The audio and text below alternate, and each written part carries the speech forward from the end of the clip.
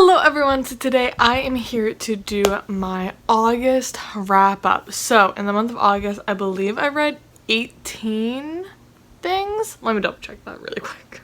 I'm very prepared for this video. Yes, 18 books, and we have a huge array of books, I'm not gonna lie, except for the fact that I think like literally 10 of these are Peter Pan retellings. Everything else is like very all over the place. But as most of you probably know, I am writing my thesis this upcoming semester, and it is on Peter Pan. So I had a whole ton of Peter Pan retellings to read. So I think that's how I'm going to organize this video, is that I'm going to do all of the Peter Pan retellings first, just really fast, because I'm sure not a ton of people care, and then I will get into the other books that I read this month. These are not every single Peter Pan retelling that exists or that I have read. I've been reading them over the last several months as well as several years. So just know these are not all of the Peter Pan retellings I have read. These are just the ones I needed to catch up on before my thesis starts in September. Alright, so first up we have Peter Pan and Scarlet by Geraldine Mccuffrin, and this is the authorized sequel to Peter Pan. Basically, if people didn't know, Barry gave up the rights to Peter Pan to a children's hospital in Britain before he died, so that they would get all of the money from Peter Pan rather than it not really going anywhere after he passed away.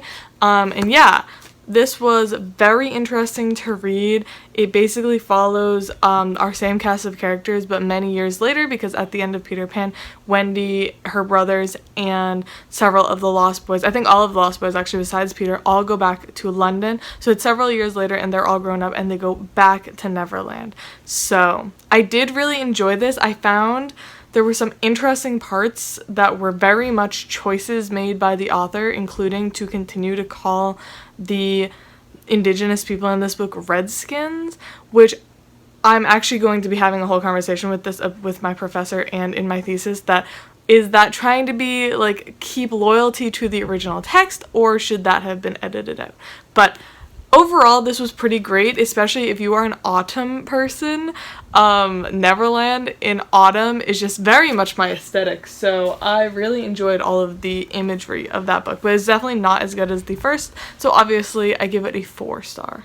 Next up, I read Nora and Kettle by Nicole Taylor. This is actually one I saw going around BookTube several years ago, and I never knew it was a Peter Pan retelling. This one I wish I enjoyed, but it just was too much on that line of like, why a middle grade adult? Like, the characters are like 18 in this book, but they act like 11 or 12 years old. Like, if I didn't know the characters' ages, I would have said this is a young middle grade book, but it is technically verging on adult. But I didn't really like the writing in this. I found the story to just be okay. It does follow more of a contemporary retelling of Peter Pan, where Peter is actually a young Asian boy. I think he's Japanese, in America, and it follows like Japanese internment camps, which I was so excited to read about.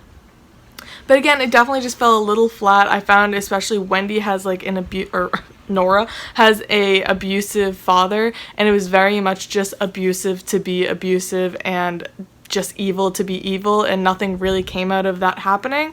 So I thought it was just okay. I was really excited for that one, but I gave it a 2-star. Next up, I have Peter and the Starcatchers by Dave Barry. I was so excited for this one because I've been wanting to read this for literally ever since I was in like middle school, elementary school. I always saw this as one of the books for our summer reading challenge, and I never read it, so I was actually really excited for this.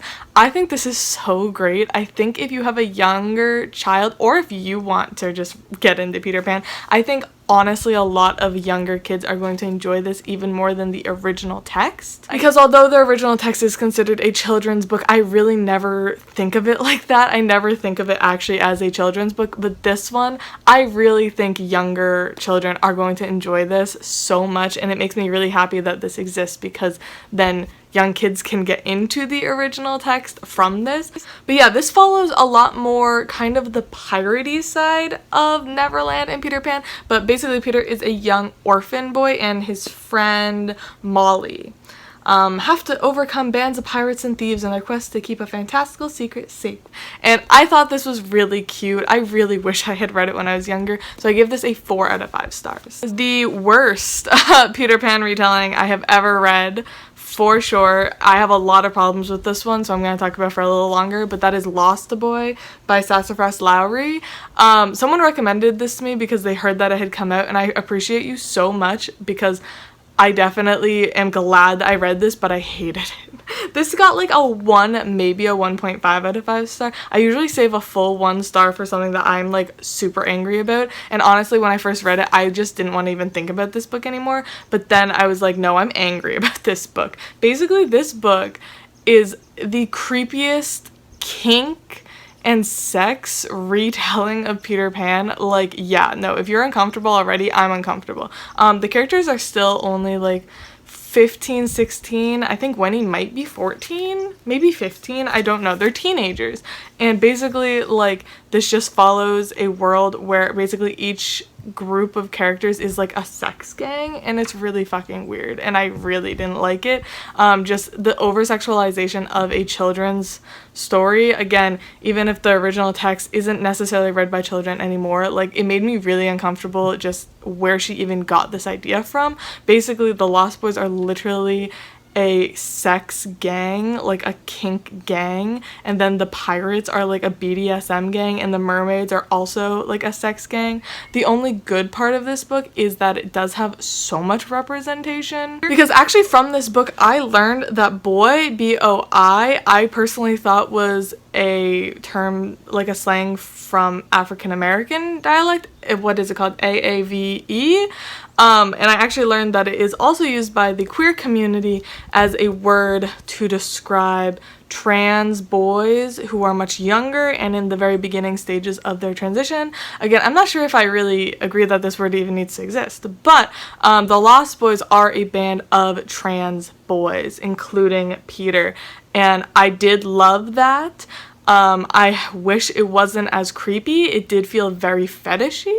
Like, I don't know if maybe this would have been more okay in my head if honestly, if the characters were just aged up a little bit more, and I don't know, it wasn't making such a fetish out of trans people, it would have been fine, because I'm a very sex positive person. Like, I'm very sex positive, and this just, it felt very wrong to me. It just felt really strange reading this book, and a lot of it just felt very weird to me, and I didn't like it. Also, it just wasn't written very well, and it was really strange, because it would be like a completely normal scene and then they'd make it really overly sexual. Like, there was a part where Peter was explaining who the pirates were, and just all of a sudden, like, Wendy is like going off in her internal monologue wondering if like Hook and Peter fuck, and I was just like, I don't know, it just made me really uncomfortable, so I gave it like a 1 star.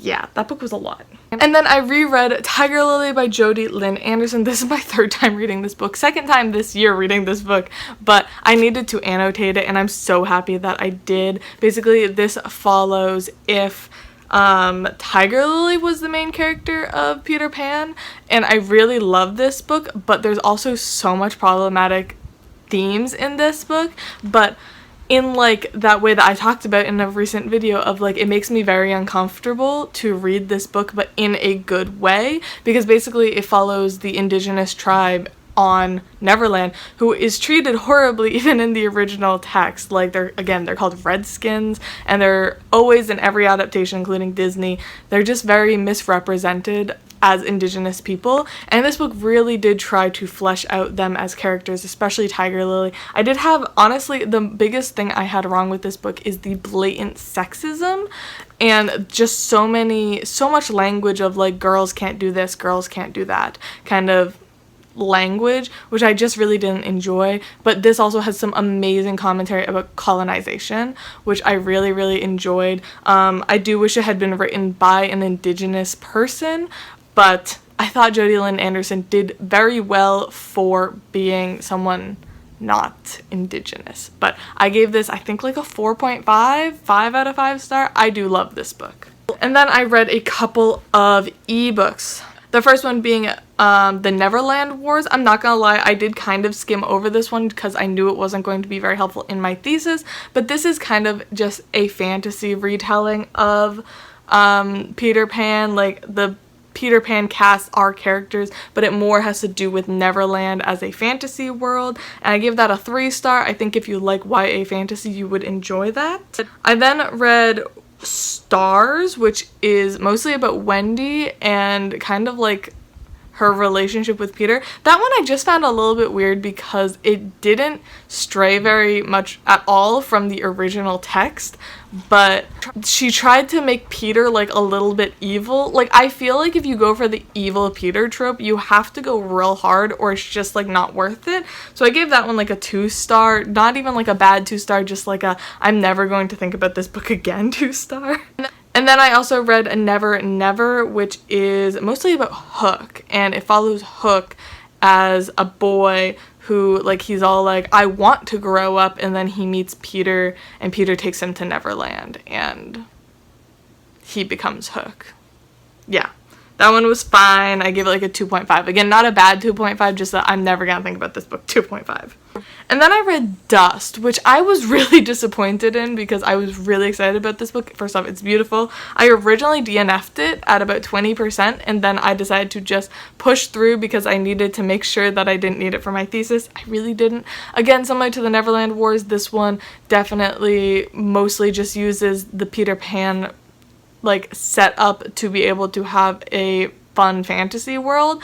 This one, the biggest problem I had was the YA tropes, just the I'm not like other girls, I'm different, I'm special, and I'm not about that. Like, I'm 23 years old. I don't care anymore about the I'm better than everyone else trope. So yeah, I give that like a 2.5 out of 5 stars. Again, a lot of these 2 and 2.5 aren't because they're bad, it's just like I don't care anymore.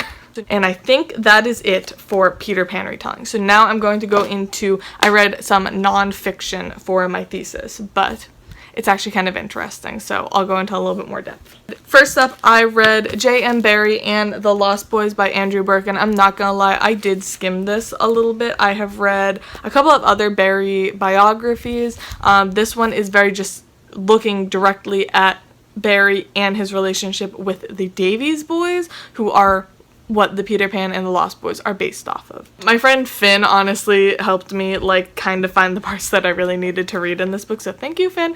But yeah, I thought this was interesting. It's good. I really enjoyed the extra information about that topic in particular, although I don't think I'm going to necessarily need it, but I do enjoy it. I think it's interesting. I don't love like the kind of stereotype that is thought of with Barrie as like, I feel like it's just like a lot of people think it's like canon that Barrie was gay, and I like don't understand that at all. Barrie was very much in love with 2 women in his life, and one of them being Sylvia Davies, who is the mother of the Davies boys. And a lot of people thought his relationship with the Davies boys was very pedophilic, even though multiple of them have come forward over the last 100 years saying no, it wasn't. He was just very much a father to them, and this gets into a lot of the fact that like Barrie didn't want to grow up, and that is why he kind of was able to connect with these boys, and although he never had sons of his own, like he was able to have this very deep relationship with these boys. And yeah, I thought it was interesting. It was good. It was fine.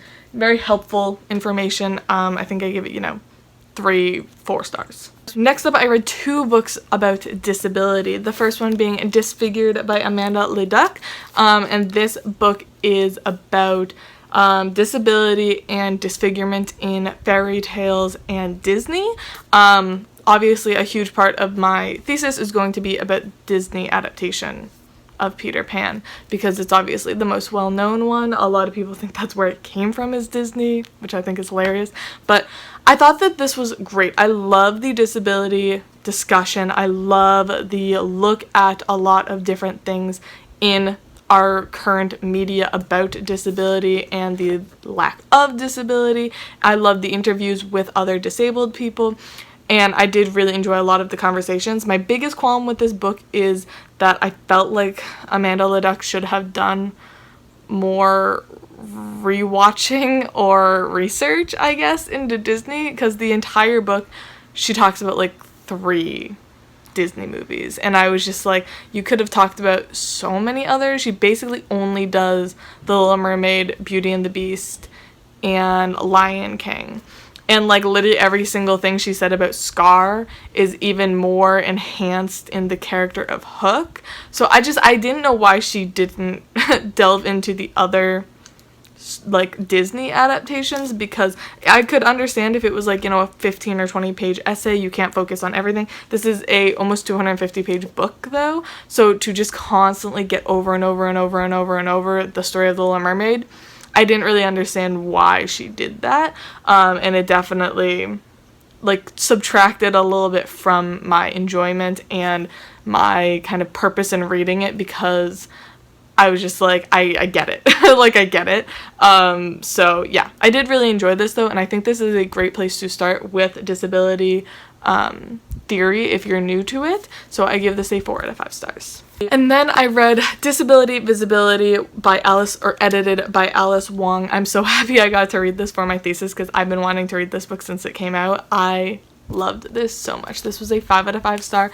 This is a collection of essays by people with disabilities telling their own stories, and you get everything. You get there's people who are in wheelchairs, there are people with facial disfigurement, there are people with autism who are deaf.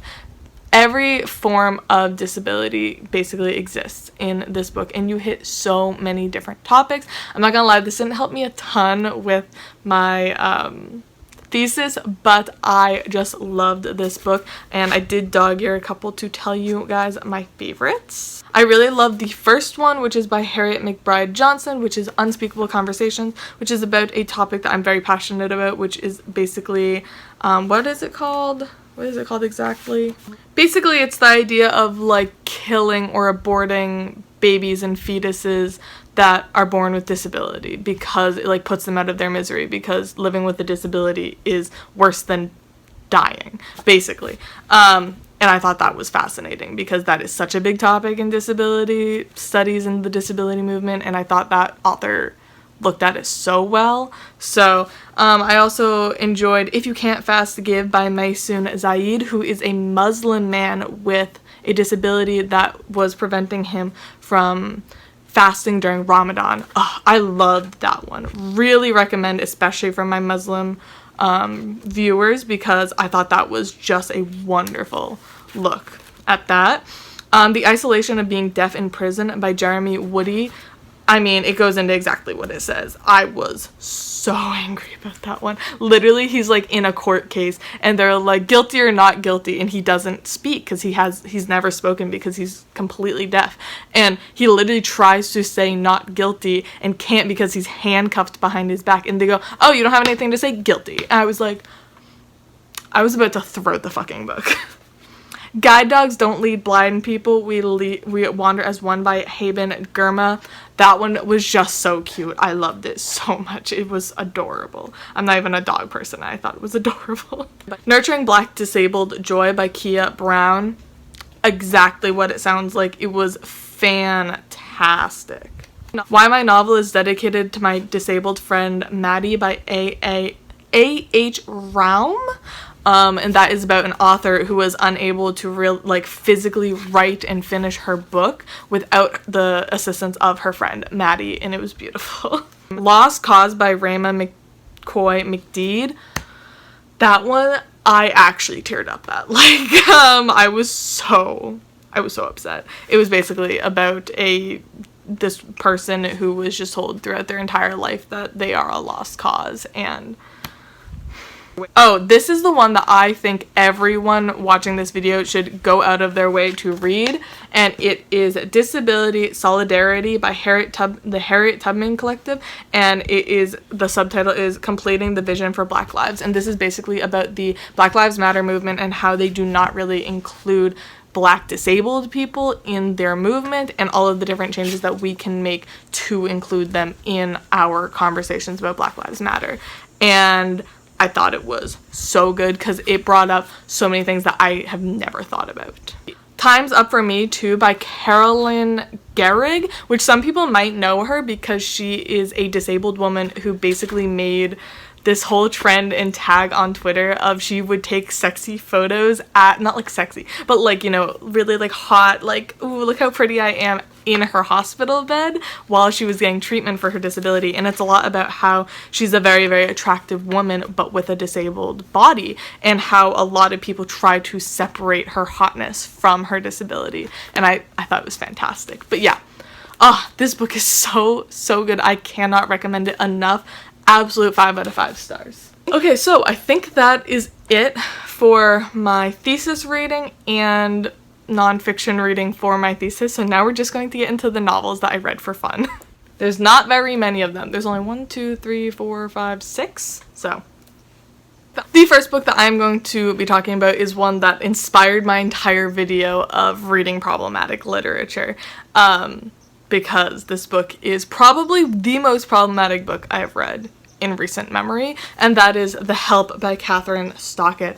First off, let me just say, I bought this book from a used bookstore, so my money went to that used local bookstore, not to the author. Let me just put it out there.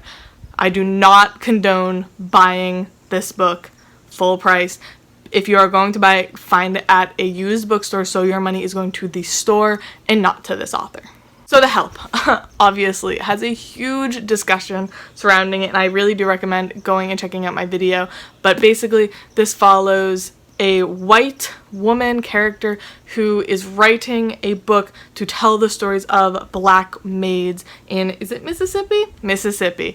And basically, this book is about that, but also the story surrounding this book is that story. Basically, Katherine Stockett took this story from her black maid and wrote it without ever getting consent or telling her maid that she was going to write this. So it brings up a fascinating conversation about that and about like giving credit where credit is due, and also inspiration, and what is right and what is wrong in the publication world. And also in this book, we delve so much into white saviorism and racism without the book actually doing that. This book made me so uncomfortable, and I loved it for that, because I don't think I've ever just sat and thought so deeply about a piece of literature that I read, especially because the main character, Eugenia, constantly is talking about, like, she's constantly acknowledging that she is racist and she's trying to improve herself, but in the end of the book, she is still a deeply racist and deeply flawed person, and the entire book itself is still so deeply flawed and so deeply racist. And like, it is just the biggest oxymoron and like juxtaposition of a book that I have ever read in my life. So I really enjoyed that, how much this made me personally think about this book and about literature and what a physical book can mean, as well as the content. So I really enjoyed my experience reading this book, as weird as that sounds. Go check out my other video. Aside from all of that, this book is a wonderfully literarily constructed book, which makes it even more difficult to talk about in the sense of like, how do you rate this book? Because as a book, it is pretty freaking fantastic. Katherine Stockett knows how to write a fucking book, and that makes me so angry. But I really enjoyed my experience reading this book, and that's all I'm going to say. I enjoyed how much this book made me fucking think. Next up, I read another problematic book that I discuss in that video also, and that is Midnight Sun by Stephanie Meyer. Let me just throw it out there that I, again, don't condone buying this book full price and giving Stephanie Meyer your money. Buy it from a local bookstore, so your money is going to the bookstore and not to Stephanie Meyer. And again, educate yourself on the Colette tribe. I know everyone discussed that literally on the first day that this book was released and then forgot about it, but Stephanie Meyer ripped off the Colette tribe. Go and educate yourself on it. So, Midnight Sun. Most people know what this is. This is the retelling rewriting of Twilight from Edward's point of view. And I have seen so many people talking about this book that they didn't like it, that they thought it was boring, and they thought it was too long, and including my mom, she's like, I'm so sick of Edward's internal monologue. I loved it. I thought it was even better than Twilight. I am a Twilight fangirl. I'm not even gonna lie to you guys. I fucking love Twilight. I've reread Twilight so many times, it's a little ridiculous. Oh. I personally think this book makes so much more sense being told from Edward's point of view, because a lot of people kind of forgot about the fact that if you're reading from Edward's point of view, you're reading from everyone else's point of view because he reads minds. Like, I also just have enjoyed so much learning more about the Cullens and the Cullen family and vampires and how all of that works, because that's why I like Twilight, is for the vampires. Like, I don't care about the werewolves, I don't care about Bella. I am here for the Cullens, and I loved it. I love the characterizations of these vampires in this book. Jasper and Emmett, literally perfect. I keep sharing memes about Emmett and Jasper on my Instagram, and they're so funny. But yeah, I thought this was so good. I really enjoyed that Stephenie Meyer like recognizes how fucking fucked up Edward is, and like he's so self-aware.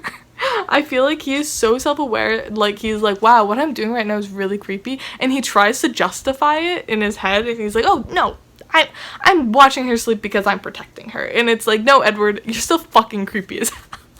And I also just love hearing, because I feel like, again, in Twilight, he's constantly telling Bella, like, oh, I'm so dangerous, you shouldn't be around me, I'm too dangerous to be around you. But like in his head, obviously we actually get to see exactly what happened. Like the first scene of him, like her walking into biology class and him like smelling her and like gonna kill her, literally it's like a whole like 3 pages for that 1 second. I thought it was fantastic. I think Stephenie Meyer has also just improved so much as a writer, and I love it. So yeah, I give this a 5-star. I'm sorry, like I did. And then I reread Gideon the Ninth and read for the first time Harrow the Ninth by Tamsin Muir. Guys, you know me. I don't really care that much for fantasy or sci-fi anymore, and I'm obsessed with this series. I am so obsessed with this series. It is probably my favorite series at the moment. Like, I have literally given up on series this year. I've read so many sequels that I literally said I don't want to read series anymore because of how bad they are. And I continued with this series, and I'm freaking obsessed with it. It's so fucking good. If you don't know what these are about, the tagline is lesbian necromancers in space, but it is personally like one of my favorite tropes from back when I read sci-fi and fantasy, and that is basically like take a giant group of people and put them in a space and go fucking kill each other or figure out how to get out of here. And it's so good. I love the like magic, which is necromancy in this book. Necromancy and alchemy kind of combined, and I love that. That is like my favorite type of magic in books, which books don't have that anymore. I feel like necromancy and alchemy are just like not a thing anymore, and that's my personal favorite type of magic. And the first book we follow Gideon, who is basically told, if you do this thing and you come and be basically kind of like there's the necromancer, and then there's the necromancer's kind of like helper who actually physically fights things rather than like magically fights things. And Gideon is told, go with this girl who you fucking hate named Harrowhark and help her with this trial challenge thing, and you will be freed, because she's been trying to get out of their house, which there's 9 houses, and they're basically different planets kind of thing, and she's been trying to get out of there for years, and she's like, fine, I will do this for you, and then I can fucking go home. And the ending of this book is probably one of my favorite endings of all time. I loved it so much. I upped my rating to a 5 out of 5 star for that one. And then I read Harrow the Ninth, which is the sequel. I was so nervous about this because I realized after I started this that it is the second book out of 3. It's going to be 3 books. Didn't know that. I thought it was just going to be duology. And I was so nervous because I never like second books on series. But I was so confused for so long. I will just say that if you are trying to read this book, the first 200 pages, you have no clue what's going on. Like, it's not linear. It sometimes is third person. It's sometimes first person. It's sometimes second person. Actually, a lot of it is second person, as in you were doing this and you were doing that. Oh, you said this and you said that. It's so confusing. And then the ending actually blew my mind. Like, the entire ending. I was like walking, like I was going for a walk, because I like go for walks sometimes when I listen to my audiobooks, and I literally like stopped and was like, what? Like, I literally, like, Tamsin Muir knows how to write a twist ending. It was fantastic. I give this a 4.5 out of 5 star. Guys, what else can I say? It's one of my new favorite series of all time, and I highly recommend it. I never thought I'd be recommending you guys a fucking sci-fi fantasy series. It is adult, by the way. It looks like YA because of the packaging, but it is 100% adult. And then I listened to 2 audiobooks, and I listened to Becoming by Michelle Obama. I finally got this. I know I am so late, but yeah, I finally got this, and I literally listened to it in like 24 hours, even though it's a 20-hour audiobook, because I was so obsessed with it. It is fantastic. Such a good audio. I know everyone is saying to listen to the audiobook, but guys, listen to the audiobook. Michelle reading her own book is literal perfection. This book was just fantastic. Like, everything you've heard about this book being good is true. Like, it is just as inspiring and heartwarming, but also heartbreaking in like every single way. And I love hearing about badass black women in America making a life for themselves. And also, like, a lot of people are looking at it as like a political memoir, and I really didn't think of it like that. There's a couple parts at the very end where Michelle is definitely talking a little bit more about her feelings about the election that came after Obama left office. And that part felt a little bit political, but she wasn't telling people what to do or saying, you know, don't vote for this person or something like that, but she was just giving her personal view on it, having experienced so much hatred and negativity from this person. And I thought it was actually really, really interesting. So I know a lot of people are scared of reading a political memoir, and I would say there's one tiny section of it that's a little bit more political, but other than that, it really mostly is about her, Barack, and their daughters. And it's so cute, and I love it so much. It was so good. Easy 5 out of 5 stars. And the last book that I read this month was Escape from Camp 14 it's written by Blaine Harden. Let me try to find the name of the actual man it's about. One second. The man that it's actually like the story of is named Shin Dong-hyuk. And this is a North Korean defector story, but it's kind of a special one because this is the only person that we know of that has escaped from a camp in North Korea, or at least at the time that this was written. This was a very interesting North Korean memoir. I've read, I think, 4 or 5 of them now, and this one is very much journalistic, I guess. Like, it's very much not like narrative or like a memoir kind of setup. It's very much journalism because it is told by Blaine Harden after having met and interviewed Shin Dong-hyuk. Like, I think they met for like 7 or 8 different interviews, and he put together this book. There's also quite a bit of controversy surrounding this because Shin Dong-hyuk has come forward and said some of the information in this book isn't correct because of his trauma. He really found it difficult to talk about certain things, and there are certain edits that have been made into this book. I think I was reading the most updated one because literally, like, in the middle of something, they would say, this was false. This is actually what happened. And I found it really interesting, but this was so hard to read and so just heartbreaking. And it's told in a very like arm's distance, kind of away from the reader, which made it even more upsetting, I think, in my personal opinion. It has so much information, like statistical and factual information about North Korea that I never knew about. And it was just so hard to read. I did give it a 3.5 out of 5 star because it was like not enjoyable, you know what I mean? Like, especially being written in more of a journalistic way, I just didn't find myself, falling into the story, which isn't really important in this sense, but I feel like I didn't connect as much with this one and like really like enjoy it and like be like, oh my god, I have to recommend this to everyone, as I have with the other memoirs. I really wish it had been written by the man that it was about. Like, I really wish Shin Dong-hyuk had read it or written it, rather than it being just interviews and stuff, because I don't know, I enjoy hearing from the actual person, not like kind of a third voice. So yeah, I give it a 3.5 out of 5 star. I did enjoy it, and it is so full of information and so much important information, but I do wish it had been a little bit different.